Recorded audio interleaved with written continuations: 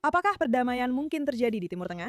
Nah, minggu ini ada berita yang mengatakan mungkin saja, dan kamu mungkin menganggapnya hanya sebagai berita soal minyak lagi. Tapi sebenarnya ini sangat penting dalam banyak hal, bukan hanya pengumuman keuangan saja. Sebuah perubahan akan datang ke Timur Tengah, dan ini sebenarnya tidak ada hubungannya dengan Iran. Ini adalah Miraction JNS TV. Mari kita langsung mulai. Jadi pada 1 Mei 2026, Uni Emirat Arab secara resmi keluar dari OPEC setelah 59 tahun menjadi anggota. Ini sangat signifikan. Untuk memahami alasannya, kita perlu mulai dari awal. Karena OPEC adalah salah satu organisasi yang hampir semua orang pernah dengar, tapi kebanyakan orang sebenarnya tidak benar-benar memahaminya. OPEC adalah singkatan dari Organisasi Negara-Negara Pengekspor Minyak. OPEC didirikan pada tahun 1960 oleh 5 anggota, yaitu Irak, Iran, Kuwait, Arab Saudi, dan yang cukup mencolok, Venezuela. Perlu diperhatikan sejak awal bahwa ini bukan hanya organisasi yang murni Arab. Ini adalah organisasi minyak. Dan perbedaan ini sangat berarti, tapi kita akan kembali ke hal itu sebentar lagi. Tujuan resmi OPEC adalah untuk mengordinasikan dan menyatukan kebijakan minyak bumi negara-negara anggotanya, dan penentuan cara terbaik untuk melindungi kepentingan mereka secara individu maupun bersama-sama.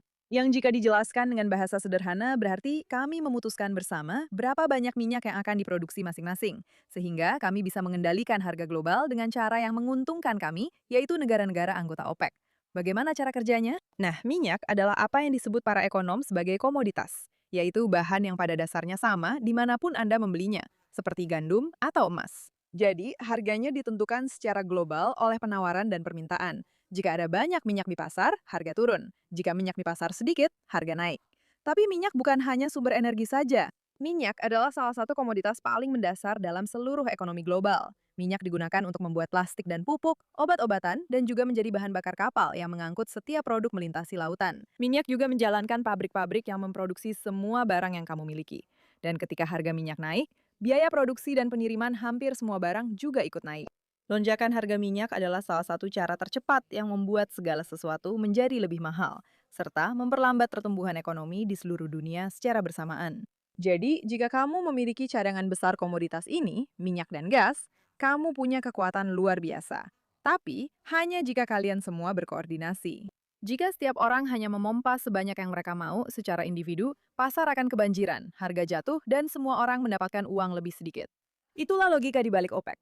Jika kalian memproduksi bersama, kalian juga membatasi bersama, menentukan harga bersama, dan untung bersama. Para anggota pendirinya bersama-sama mengendalikan sekitar setengah dari seluruh produksi minyak dunia, yang berarti jika mereka sepakat untuk memangkas produksi, mereka bisa menggerakkan harga global secara drastis. Pengaruh yang sangat besar terhadap seluruh ekonomi global. Dan itu ada di tangan sebuah kartel. OPEC. Lihat, kartel ini tidak terlalu disukai oleh semua orang. Dan selama bertahun-tahun, kartel ini telah mengalami beberapa pukulan besar. Pukulan pertama datang dari Amerika Serikat, di mana pada tahun 2000-an, perusahaan energi Amerika menyempurnakan fracking, sebuah teknik yang memecah batuan padat di bawah tanah untuk melepaskan minyak dan gas yang terperangkap. Hasilnya adalah revolusi energi yang membuat Amerika Serikat menjadi salah satu produsen minyak terbesar di dunia, lebih besar dari Arab Saudi, dan bahkan lebih besar dari Rusia. Sebagai tanggapan, OPEC memutuskan untuk memperluas keanggotaan pada tahun 2016 menjadi apa yang dikenal sebagai OPEC Plus, dengan mengajak puluhan negara tambahan, yang paling signifikan adalah Rusia, untuk berkoordinasi dalam pemotongan produksi bersama-sama. Sekarang, Rusia dan negara-negara Arab bersatu dengan minyak melawan belahan barat. Pukulan besar kedua terjadi pada tahun 2019 ketika Qatar memutuskan untuk keluar dari OPEC. Dan kemudian pukulan besar ketiga adalah ketika Amerika Serikat menyingkirkan Presiden Venezuela, Nicolas Maduro, dari kekuasaan awal tahun ini. Dan Venezuela adalah salah satu dari 5 anggota pendiri OPEC dan memiliki cadangan minyak terbukti terbesar di dunia. Jadi sekarang Venezuela, yang sampai batas tertentu selaras dengan Washington. Dan seiring aliansi itu berkembang, mewakili semacam ancaman jangka panjang terhadap koordinasi produksi antara Arab Saudi dan Rusia, yang telah mendefinisikan pasar minyak global selama 1 dekade. Pada saat Uni Emirat Arab keluar minggu ini, OPEC sudah menjadi organisasi yang diserang dari 3 arah sekaligus. Kepergian Uni Emirat Arab bukanlah awal dari akhir OPEC. Ini mungkin saja merupakan akhir dari akhir. Dan ini bukan hanya Uni Emirat Arab yang bertindak sendiri. Ketika Anda mundur sejenak dan melihat bagaimana Amerika Serikat memposisikan dirinya untuk mempengaruhi pasar minyak global, gambaran yang muncul menjadi sangat signifikan, karena Amerika sudah menjadi produsen minyak terbesar di dunia dan telah memperdalam pengaruhnya atas Venezuela. Dan sekarang, salah satu sekutu Arab terdekatnya, Uni Emirat Arab, juga telah keluar dari OPEC untuk menyelaraskan strategi produksinya dengan kepentingan ekonomi Amerika. Uni Emirat Arab, UEA. Mereka keluar dari OPEC. Apa pendapatmu tentang itu? Amerika Serikat, Uni Emirat Arab, dan Venezuela bersama-sama mewakili produksi minyak dan cadangan yang jika digabungkan mulai melampaui apapun yang bisa dikumpulkan oleh anggota OPEC yang tersisa. Kita tidak akan pura-pura bahwa ada perpecahan yang jelas antara Rusia dan Arab Saudi sekarang dengan UEA dan Barat. Tapi ada sesuatu yang benar-benar serius sedang berubah. Pasar tetap bergejolak dan sangat saling terhubung. Namun untuk pertama kalinya sejak tahun 1960-an, garis tren bergerak secara tegas menjauh dari kartel yang mengendalikan harga minyak ini dan menuju tatanan energi yang lebih selaras dengan Barat. Ini adalah perubahan yang signifikan, meskipun butuh waktu bertahun-tahun untuk benar-benar terwujud. Tapi untuk memahami mengapa ini signifikan, kamu juga perlu memahami bahwa OPEC selalu digambarkan sebagai organisasi ekonomi. Sebagian besar istilah yang kita gunakan sampai sekarang bersifat finansial. Tapi sejak awal sekali, sebenarnya OPEC digunakan sebagai senjata politik. Dan dua contoh paling berdampak dari hal ini sama-sama digunakan untuk melemahkan kepentingan Barat oleh negara-negara yang jelas-jelas tidak sejalan dengan kepentingan Barat, yaitu negara-negara Arab. Pada bulan Oktober 1973, Mesir dan Suriah melancarkan serangan mendadak ke Israel pada Yom Kippur, hari paling suci dalam kalender Yahudi. Dan serangan itu benar-benar membuat Israel lengah. Yang terjadi selanjutnya adalah salah satu perang paling sengit yang pernah dialami Israel. Namun dalam waktu 3 minggu, Israel berhasil menyeberangi terusan Suez, mengepung tentara Mesir, dan membalikan keadaan perang. Begitu menentukan sehingga baik Amerika Serikat maupun Uni Soviet harus turun tangan untuk menegosiasikan gencatan senjata sebelum Israel meraih kemenangan total. Israel menang, tentara-tentara Arab dikalahkan. Namun, anggota-anggota Arab OPEC, yaitu Arab Saudi, Kuwait, Uni Emirat Arab, Qatar, Libya, Irak, dan Aljazair, memutuskan bahwa respons mereka terhadap kekalahan tersebut adalah perang ekonomi melawan Barat. Mereka menyatakan embargo minyak terhadap Amerika Serikat, Kanada, Jepang, Belanda, dan Inggris, semua negara yang telah mendukung Israel, dan memangkas produksi sebesar 5% setiap bulan sampai tuntutan politik mereka dipenuhi. Hasilnya sangat buruk. Harga minyak hampir naik 4 kali lipat dalam semalam. Di Amerika Serikat, antrean bensin mengular hingga mengelilingi blok. Orang-orang menunggu berjam-jam untuk mengisi tangki mereka pada hari ganjil atau genap, tergantung pada nomor plat kendaraan mereka. Inflasi melonjak, pertumbuhan ekonomi runtuh menjadi stagflasi, yaitu inflasi tinggi dan stagnasi ekonomi secara bersamaan, dan butuh waktu bertahun-tahun bagi ekonomi Barat untuk pulih sepenuhnya. Pada akhirnya, bangsa Arab gagal mencapai tuntutan politik utama mereka. Sebagian karena negara-negara OPEC dengan populasi besar tidak mampu terus-menerus memangkas produksi tanpa batas waktu. Namun, harga minyak yang lebih tinggi tetap bertahan lama setelah embargo berakhir. Era energi murah dan stabil yang telah mendorong ledakan ekonomi Barat pasca perang, kini telah berakhir. Dan ini terjadi karena OPEC memutuskan untuk menggunakan kekuatan minyak mereka untuk agenda politik. Mereka telah menggunakan kendali atas minyak sebagai senjata untuk menghukum dunia karena Israel memenangkan perang. Dan dalam banyak hal, itulah yang terus terjadi. Pada tahun 2022, saat Rusia menginvasi Ukraina, dan ingat, Rusia adalah bagian dari OPEC+, negara-negara Barat buru-buru memberlakukan sanksi. OPEC memutuskan untuk memangkas produksi sebagai respons, menjaga harga tetap tinggi tepat pada saat Barat membutuhkannya rendah untuk mempertahankan tekanan ekonomi terhadap Moskow dan menghentikan perang. OPEC berfungsi sebagai mekanisme untuk melemahkan tujuan kebijakan luar negeri Barat, persis seperti yang terjadi pada tahun 1973. Kepentingan politik dan ekonomi kartel ini selalu saling terkait, dan kepentingan tersebut tidak selalu sejalan dengan dunia demokratis. Kurangnya keselarasan ini sebagian menjadi alasan mengapa Uni Emirat Arab keluar setelah 59 tahun, karena hubungan tersebut sudah lama terasa semakin tidak nyaman. Namun, untuk memahami mengapa hubungan ini menjadi tidak nyaman, kamu perlu memahami apa sebenarnya Uni Emirat Arab itu. Uni Emirat Arab adalah federasi dari 7 emirat yang bersatu menjadi satu negara pada tahun 1971. Dan keanggotaan OPEC otomatis ikut terbawa, karena salah satu emiratnya sudah menjadi anggota OPEC. Itu cerita untuk lain waktu. Tapi inilah yang membuat Uni Emirat Arab benar-benar berbeda dari hampir semua anggota OPEC lainnya. Selama 3 dekade terakhir, Uni Emirat Arab, khususnya Dubai, mengambil keputusan strategis untuk membangun ekonomi yang tidak terutama bergantung pada minyak. Mereka berinvestasi besar-besaran di bidang pariwisata, layanan keuangan, perdagangan, properti, teknologi, dan logistik. Dan hasilnya, Saat ini Dubai adalah salah satu kota yang paling banyak dikunjungi di dunia, memiliki salah satu bandara tersibuk di dunia, pusat keuangan global, dan tempat di mana orang-orang dari lebih dari 200 kebangsaan tinggal dan bekerja. Mereka tertarik ke Dubai karena pajak yang rendah, aturan yang ramah bisnis, dan kualitas hidup yang bisa bersaing dengan tempat manapun di dunia, bahkan mungkin lebih baik. Itu berarti kesehatan ekonomi Uni Emirat Arab jauh lebih terkait dengan pertumbuhan ekonomi global daripada harga satu barel minyak saja. Dan ini menciptakan konflik kepentingan mendasar dengan Arab Saudi, yang belum memiliki ekonomi yang terdiversifikasi dan sangat bergantung pada pendapatan minyak untuk membiayai pemerintahannya, membutuhkan harga di atas sekitar $80 per barel untuk menyeimbangkan anggaran nasionalnya. Jika kamu memperhatikan dengan seksama, keluarnya Uni Emirat Arab dari OPEC sebenarnya sudah terlihat dari tindakan-tindakan mereka selama bertahun-tahun. Mereka telah menginvestasikan $150 miliar untuk memperluas kapasitas produksi minyak menjadi 4,8 juta barel per hari. Mengapa mereka melakukan itu? Jika di bawah sistem kuota OPEC, mereka hanya diizinkan memproduksi 3,2 juta barel per hari. Selisih 30% antara apa yang bisa mereka lakukan dan apa yang diizinkan untuk mereka lakukan, membuat potensi pendapatan yang sangat besar hilang setiap hari. Dan mereka harus melakukannya karena kartel OPEC yang memerintahkan demikian. Ketegangan sebenarnya telah meningkat selama bertahun-tahun dan Uni Emirat Arab sedang mencari jalan keluar. Dan kemudian, perang dengan Iran dimulai. Pada tanggal 28 Februari 2026, Amerika Serikat dan Israel melancarkan serangan terkoordinasi ke Iran dalam operasi Epic Fury. Namun Iran tidak terutama menyerang balik Israel dan Amerika. Pembalasan terberat Iran dalam banyak hal justru ditujukan kepada negara-negara Arab di Teluk, negara-negara yang selama bertahun-tahun telah berusaha membangun jembatan diplomatik dengan Iran, menjadi tuan rumah negosiasi, memfasilitasi pembicaraan jalur belakang, bahkan menandatangani perjanjian normalisasi dengan mereka. UEA telah membuka kembali kedutaannya di Teheran dan mempertahankan hubungan ekonomi yang signifikan dengan Iran. Sebagian sebagai upaya diplomatik yang tulus, dan sebagian lagi sebagai langkah berjaga-jaga di kawasan yang berbahaya karena mereka membutuhkan Iran untuk ekspor minyak mereka. Arab Saudi juga telah menandatangani rekonsiliasi penuh dengan Iran yang dimediasi oleh Tiongkok pada tahun 2023. Qatar telah menjadi tuan rumah pembicaraan nuklir tidak langsung antara Iran dan Amerika Serikat.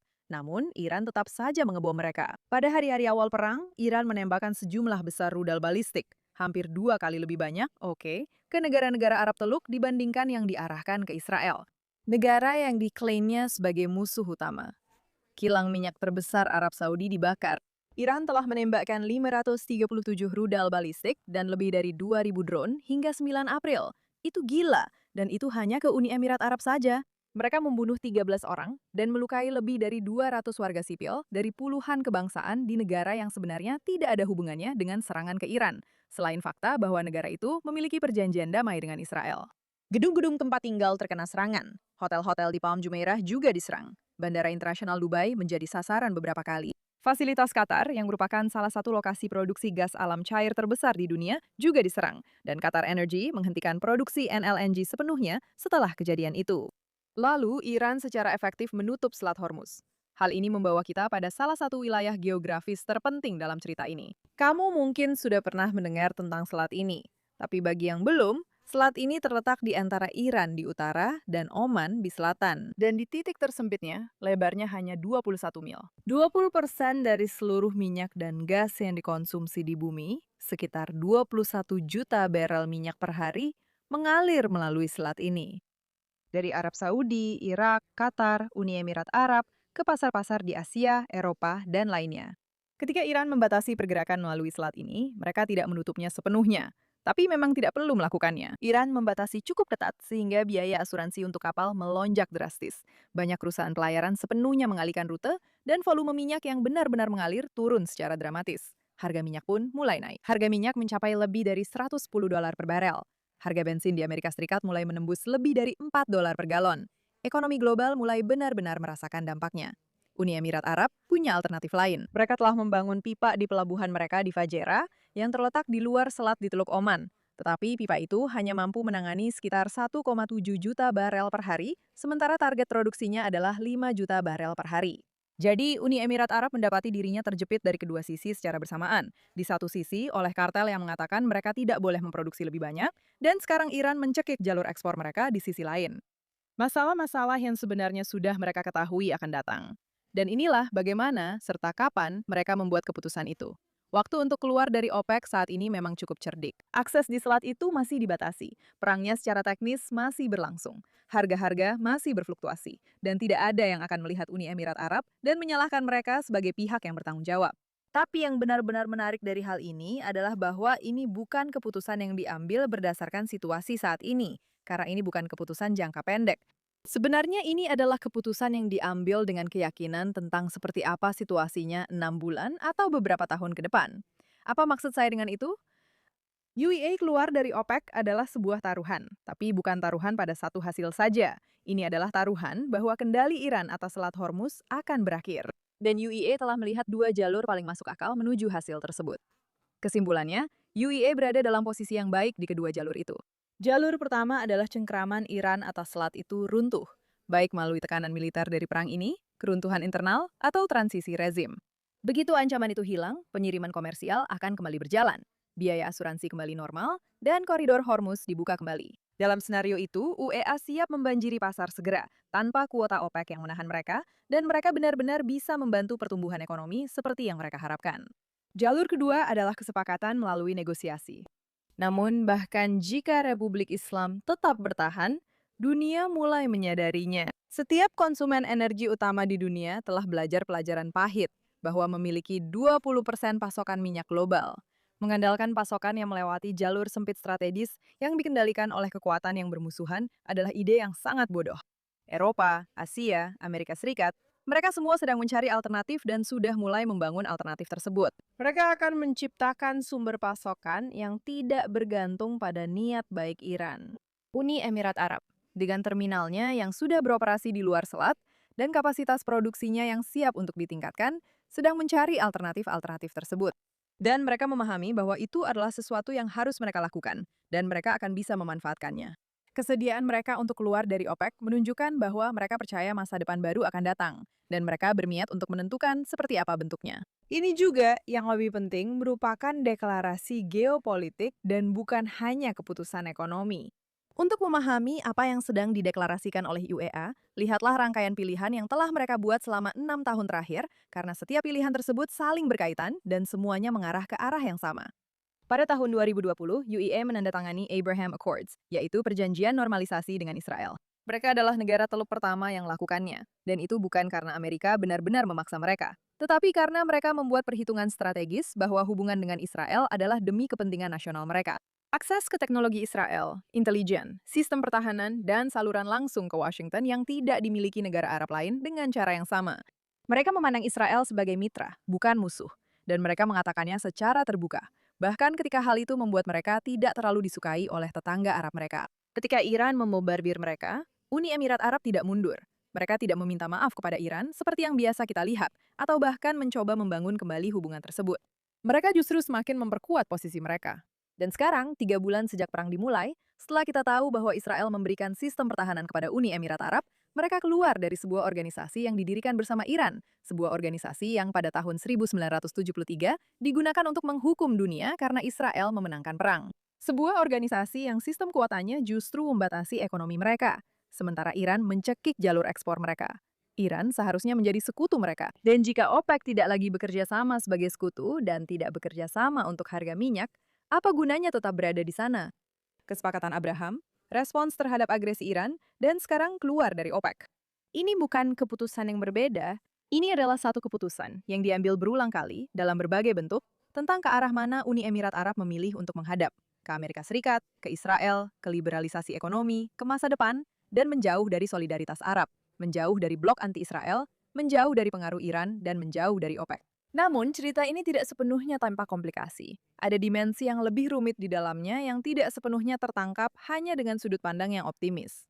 UEA keluar dari OPEC bukan hanya sebuah melepaskan diri dari lingkup pengaruh Iran. Ini juga merupakan pemutusan hubungan yang nyata dan disengaja dari Arab Saudi.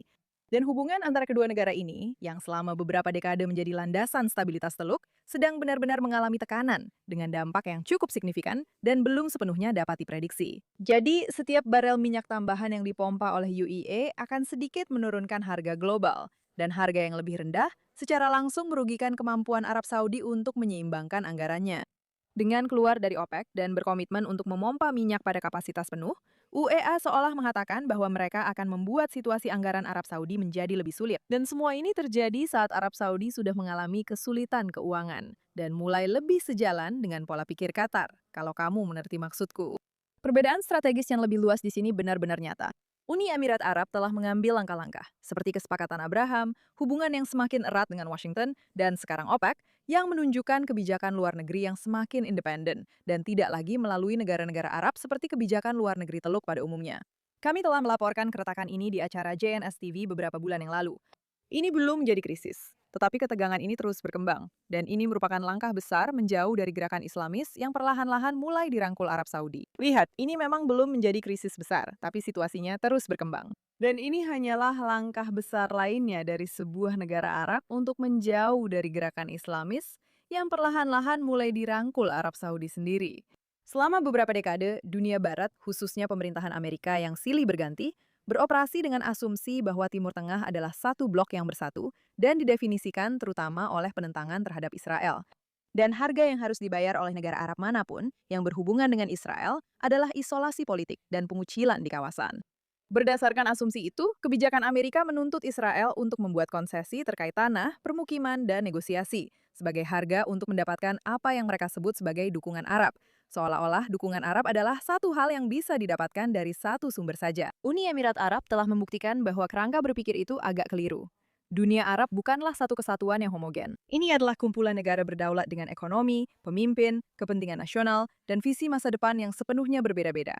Dan beberapa negara tersebut yang benar-benar berkembang, menarik investasi, membangun sesuatu, telah memutuskan bahwa masa depan mereka lebih terlihat seperti kemitraan dengan Israel dan Amerika daripada solidaritas dengan Republik Islam. Kesepakatan Abraham adalah salah satu buktinya.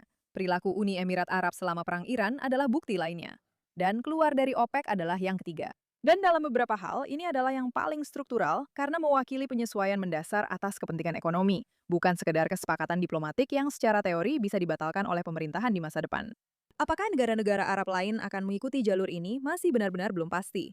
Dinamika regional sangat cair dan perhitungan setiap negara berbeda-beda. Namun, Uni Emirat Arab menunjukkan bahwa ada jalannya dan itu berhasil. Lihat, mari kita tidak pura-pura. Nilai-nilai Uni Emirat Arab dan nilai-nilai Barat ala Amerika bukan tiba-tiba menjadi sahabat karib. Mereka mencoba menjatuhkan Arab Saudi. Itu bukan yang sebenarnya terjadi.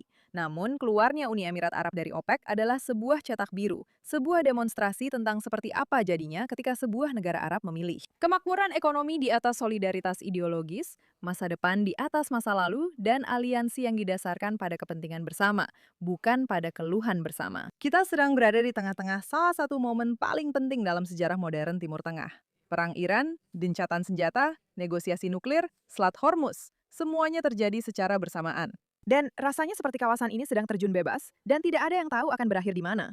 Tapi ketika saya melihat apa yang telah dilakukan Uni Emirat Arab minggu ini, sebuah negara yang pernah dibom oleh Iran, yang memilih Israel sebagai mitra ketika itu belum populer, yang membangun salah satu ekonomi paling dinamis di dunia dari gurun dan ambisi. Dan yang baru saja keluar dari kartel minyak, berusia 59 tahun, yang secara harfiah didirikan, sebagian untuk menghukum Israel karena haknya untuk tetap ada.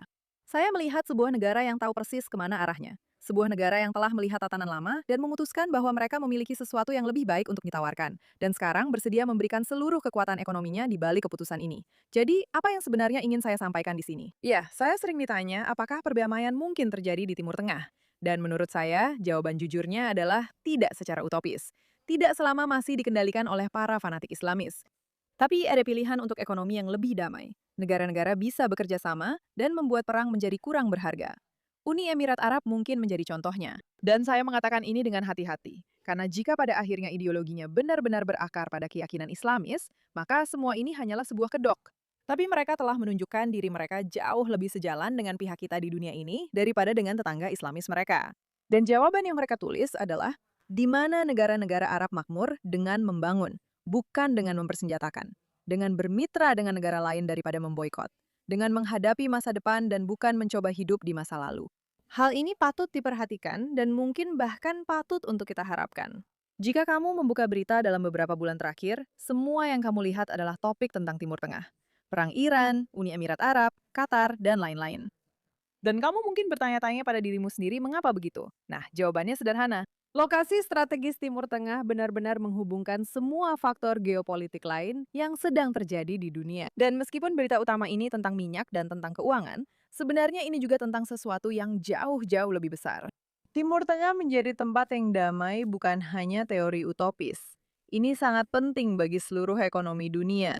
Dan seiring kita melangkah maju, kita semakin menyadari bahwa ini tentang menemukan aktor-aktor yang tepat, memberikan insentif yang tepat kepada mereka untuk mencoba menciptakan dunia yang jauh lebih stabil.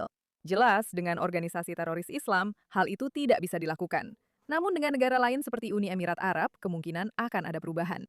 Dan ini adalah indikator tentang seperti apa masa depan nantinya. Ketika Israel memposisikan dirinya bukan hanya sebagai negara Yahudi, tetapi juga sebagai benteng ekonomi, tempat yang stabil, tempat di mana perdagangan berjalan, dan ekonomi dapat berkembang. Berdasarkan apa yang terjadi di Timur Tengah, itu adalah sesuatu yang berpotensi menyebar. Saya tidak berharap tanpa alasan. Dan sekali lagi, saya tidak terobsesi dengan gagasan mempercayai negara-negara Islamis. Saya rasa itu mungkin bukan strategi yang paling cerdas. Namun, perlu dicatat bahwa ketika negara-negara diberi insentif dengan cara tertentu, dan kita bisa memberikan jawaban atas hal itu, maka mungkin saja sesuatu bisa berubah. Saya Irake, dan sampai jumpa di lain waktu.